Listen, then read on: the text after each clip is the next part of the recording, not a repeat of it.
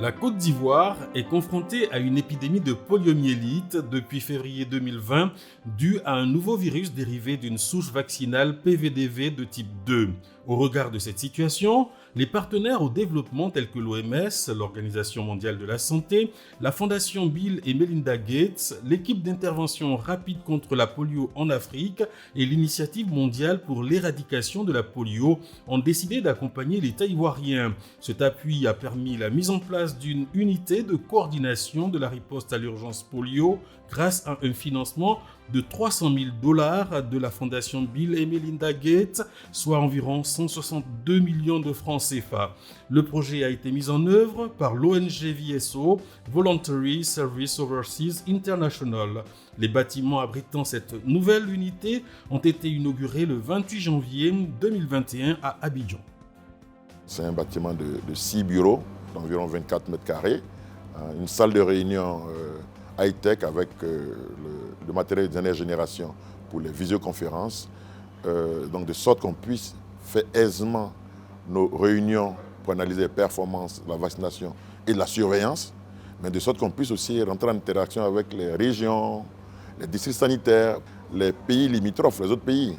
Donc on pourrait faire des réunions par visioconférence, de sorte à voir la qualité de notre lutte contre la maladie. VSO, avec les fonds de la Fondation Gates, a la responsabilité de construire ou réhabiliter ce genre de bâtiments.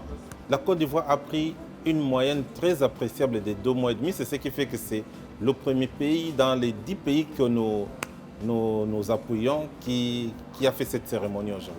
Depuis 2015, la Côte d'Ivoire a été certifiée pays libre de polio. Et donc l'émergence d'une nouvelle souche est quand même quelque chose de préoccupant pour le PEV. Et donc les appuis que nous recevons des différents partenaires sont quand même assez importants pour nous dans le cadre de cette lutte. Donc nous accueillons cela avec beaucoup de bonheur parce que cela va nous permettre d'améliorer nos prestations dans le cadre de la lutte contre la poliomyélite. Le ministre ivoirien de la Santé et de l'Hygiène publique, Eugène Aka Awele, a réceptionné l'infrastructure abritant cette unité de coordination. Il a remercié, au nom du gouvernement ivoirien, les partenaires au développement mobilisés pour la réalisation de ce projet. Je voudrais rendre hommage à tous les partenaires de l'équipe d'intervention rapide contre la polio en Afrique qui ont permis l'acquisition de ces salles de contrôle, qui ont permis à la Côte d'Ivoire d'être le premier pays à acquérir une telle salle. Je voudrais par ailleurs traduire notre reconnaissance et notre gratitude à tous nos partenaires et les assurer de bon usage de ces équipements pour l'atteinte des objectifs assignés à l'unité d'intervention rapide contre la poliomyélite. L'OMS, l'un des partenaires de ce projet, a suggéré et obtenu des autorités ivoiriennes la construction de cette infrastructure qui permettra de mieux harmoniser les campagnes de vaccination et de surveiller l'évolution de potentielles maladies. Nous avons vu par exemple ce matin comment les performances du PEV ont été reconnues, même dans les parties les plus reculées. Désormais, avec ce centre-là, ils pourront mieux suivre les acteurs de terrain et mieux coordonner aussi leurs opérations. Parce qu'ils ont en charge non seulement de l'approvisionnement de tous les territoires, mais aussi du renforcement des capacités des vaccinateurs, au niveau des hôpitaux les plus reculés du pays. Ce centre leur permettra d'être plus opérationnels dorénavant. Après l'inauguration, VSO poursuivra son appui à la mise en œuvre de ce projet. Notre boulot ne s'arrête pas au bâtiment.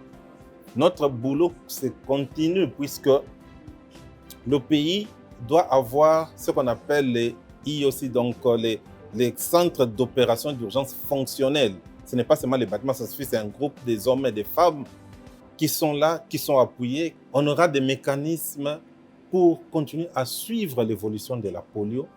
Et nous sommes là pour appuyer et nous avons des fonds par rapport à ça.